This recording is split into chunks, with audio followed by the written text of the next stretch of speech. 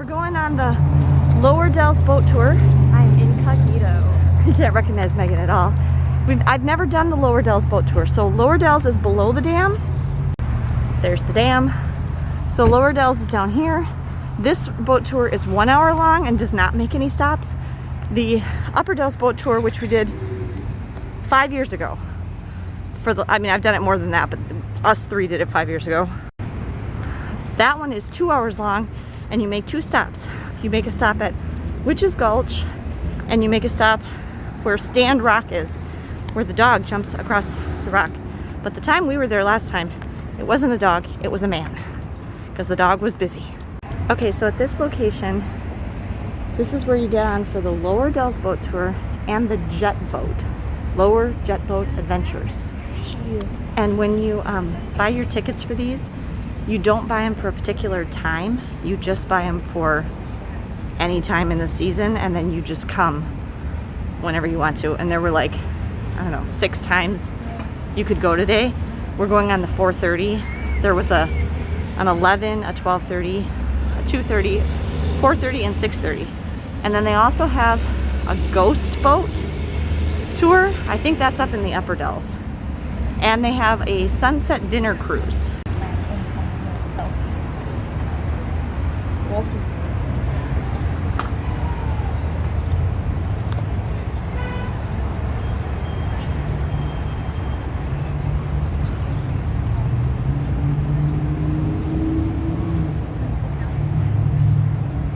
All right, they took our picture and it looks like it's just us and this one other family here, mom, dad, kids, grandma and grandpa. So a nice empty boat. And they said we're getting on the Chief right here. So we shouldn't have any trouble at all. And there's markers like everywhere. Yeah, there's markers on the ground to keep yourselves apart, like these. Ooh, this is steep. Careful, guys. This is the jet boat.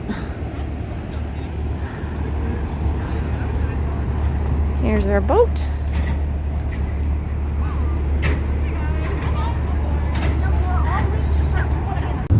Okay, we're going away from the dock. There's just us and this one family, that's it. And she said they gave us a little safety drill. And she says they have not had to use the life jackets everybody, ever. and welcome aboard the Chief. Today we are embarking on a 9-mile round-trip journey of the scenic Lower Dells of the Wisconsin River. We are below the dam, so that does mean that we are down here on the Lower Dells. And today you are traveling on the Wisconsin River. The Wisconsin River is the longest river in the state and the largest state-contained river in the nation. It gets its headwaters in a little lake called Lac Vieux Desert on the upper Wisconsin-Michigan border. And then it flows 432 miles crookedly and diagonally across the United States until it empties into the mighty Mississippi River at Wyalusing State Park in Prairie du Chien. Along its journey, it drops over 1,100 feet in elevation, making it perfect for the use of dams. And there are 27 of them out here on the Wisconsin River. 21 of them are hydroelectric, 6 are flood controlled, and that very first one is off to your left-hand side.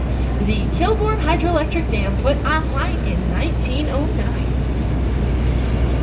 Now, originally all the power it generated was shipped on down to Milwaukee and used to power streetcars. Nowadays we use it around here to power about 10,000 local homes and businesses. My name is Gracie and I'm your tour guide out here today. Guys, look at that thing. Second season with Dells Boat Tours. Hopefully after this trip, you guys can understand why I decided to come back. In the fall, I'll be a junior at College down in Kenosha, where I'm double majoring in marketing and communications with minors in Spanish and graphic design. Oh. I am from the Dells here though, so if you guys have any questions about things to do, places to eat, stuff like that, let me know and I should be able to help you out. I am going to pass the mic off to our captain Annika and she's going to get us started. Well, good afternoon everyone. My name is Annika. I will be your captain out here today. I would like to welcome you aboard the Chief. This is my 3rd season out here with Dells Boat Tours. I'm both a tour guide and a pilot on the Upper Dells as well as the Lower Dells. I'm also local of the area, but I'm from Portage, Wisconsin. That's about 15 minutes down the road. If we continued right on the river here, we'd hit Portage and probably walk to my house, but we're not going to do that today. get a better picture, move around the top deck up there. That is perfectly fine. Not too many people on board today. Yeah. And third, we humbly request that while one of us is on the microphone, you keep any loud or cell phone conversations just to a minimum, just as a courtesy to the people around you so everyone can hear what's being said. I also know from experience it can be really hard to focus and give a good tour if there are other people trying to talk over you. So we do appreciate that. That's about enough from me here. I'm going to hand the mic back off to your tour guide for the day. She gives a fantastic tour. One might even call it tourific. And I'll keep this boat between these rocks. Isn't this neat? Yeah. This is pretty. Now our first point of interest is coming up off to the left-hand side at the 11 o'clock position, just after where that sandstone drops back, and it's called the Cow and the Old-Fashioned Milk Bottle. Now if you look all the way up to the top ledge, you'll see that part of that ledge is rust-colored, and from that rust-colored ledge there are two vertical cracks that go down. About halfway down you'll see a grayish-black area, and in that area you can see the snout, eye, and ear of Elsie the cow, Mother Nature's tribute to the dairy state. Now don't worry if you didn't get a great look at it. You'll get an utter opportunity to see it on the way back up. This is punny.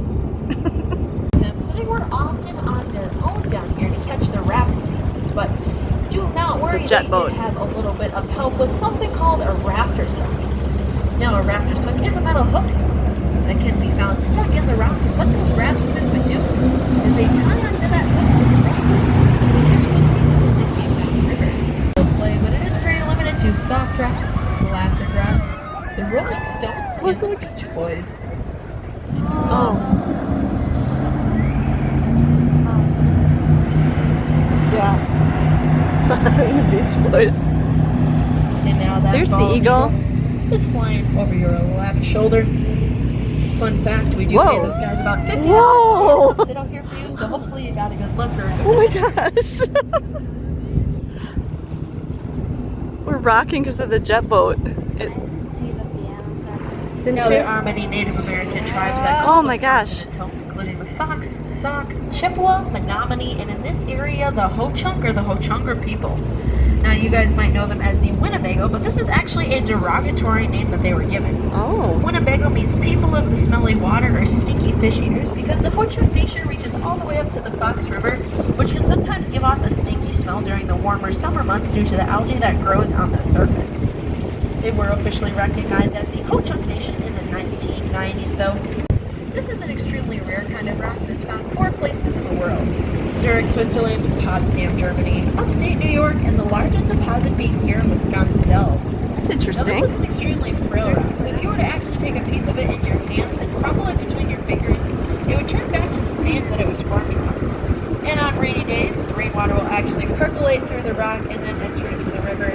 But sometimes that rock will hold the rainwater for up to 2 weeks, making the temperature out here 5 to 10 degrees cooler than downtown. The area that we're in right now is known as the Valley of the Painted Sandstone, so notice the different shades of oranges, yellows, tans, and reds. This is because of different minerals found in the rock, including zinc, iron, copper, and manganese.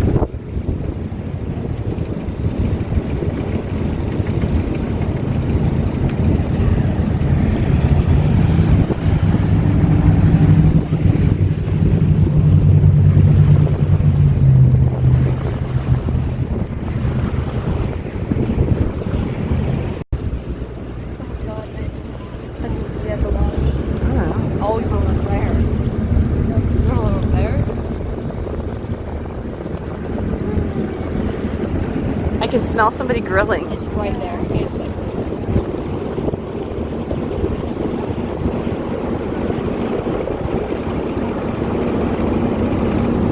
guys, it's still paid on. She was just explaining that Wisconsin means where the rushing waters meet, and Dells comes from the French word dalles, D-A-L-L-E-S, dalles, which means flat or tabled rock. Yeah, that looks like a real And nice so house. Wisconsin Dells means where the rushing water You're not meets, pointing up. You're pointing up. flat and tabled rock, which is a description of where this is, and that the state was named after the river, not the other way around, which I never knew that.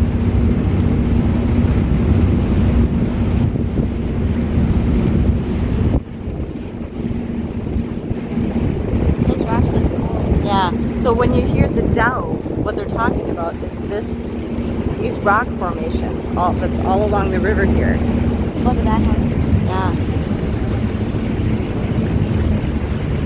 Coming up on the right-hand side, you'll see what looks like a large metal cross turned sideways and stuck into the rock. Oh. This is the U.S. Geological Survey gauging station, and we use it out here to measure the water depth and flow rate. In 1938, the water levels out here were so high that they actually reached the top of that brown sign right there, and today we are experiencing just a tad bit of low water. So we can only imagine how high and how fast the river was moving on that day. We're now entering into my favorite, possibly the most photogenic part of the tour, the Rocky Islands. That first one starting to come into view is Sugar Bowl, and it gets it resembles the Victorian era Sugar Bowl. What Americans would do is they'd stand inside one of those caves with a lit torch. That lit torch would attract the mosquitoes would attract the lake sturgeon, and then they could catch one that was bigger than they were. Whoa. Now if they did, they earned the respected title of Chirpra in their tribe, which means mighty fisherman. This is amazing. Now all these formations here in the lower dells as well as the ones in the upper dells were named and made famous by one man, Henry Hamilton or H.H. Bennett. H.H. Bennett was a famous photographer, and this river was his main source of inspiration, so he could often be found out here in his canoe with his camera, taking pictures of all the formations. It resembles Abraham Lincoln's twin inkwells, who just so happened to be a friend of H.H. Bennett. Oh. Now if you use your imagination, you can imagine those trees on top as the feather pens and that darker rock as the ink spilling over the side. But my favorite thing about this rock is one of those goes north to south and one of those goes east to west, and they are only about 3 degrees off from being perfectly accurate. If you look directly in the middle of Ishnal, you'll see a cave that's said to resemble an upside down heart, teardrop, or Hershey's kiss, and this is known as Sweetheart's Cave.